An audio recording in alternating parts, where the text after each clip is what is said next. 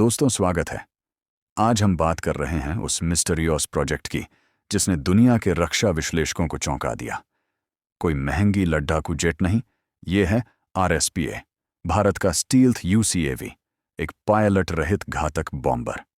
सबसे पहले UCAV क्या है?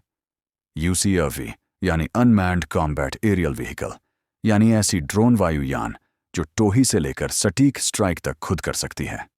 RSPA की सबसे बढ़ती ताकत है इसका frying wing stealth design, radar में गायब रहने वाला प्रोफाइल और इंटरनल वेपन बे जो इसे बिना संकेत दिए हाई प्राइस टारगेट तक पहुंचने देता है।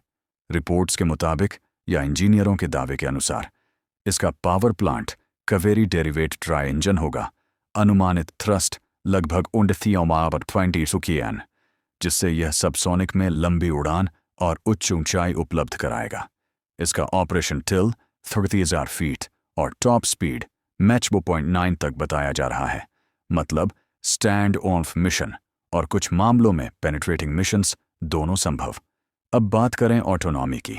IIT कानपुर और अन्य संस्थानों की रिपोर्ट में बताया गया है कि सिक्योर डेटा लिंक्स और एडवांस्ड ऑटोनॉमस फ्लाइट कंट्रोल इसे टैक्टिकल निर्णय लेने में सक्षम बनाएगा, लॉन्च से लेकर रिकवरी तक।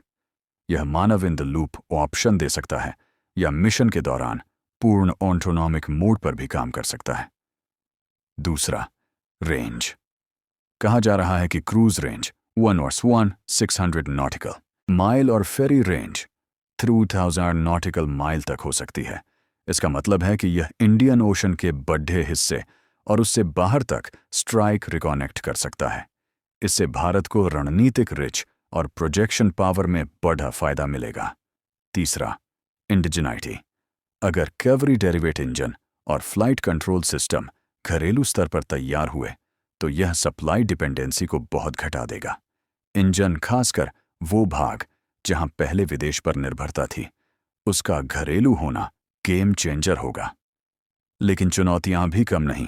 स्टील्थ में thermal management, air intake design और सॉफ्टवेयर रिसोर्सेज की सुरक्षा अहम होगी। ऑटोनॉमी में निर्णय निर्माण पर एथिकल और कानूनी सवाल उठेंगे। कब और कैसे हथियार इस्तेमाल हों, वो नियम तय करने होंगे।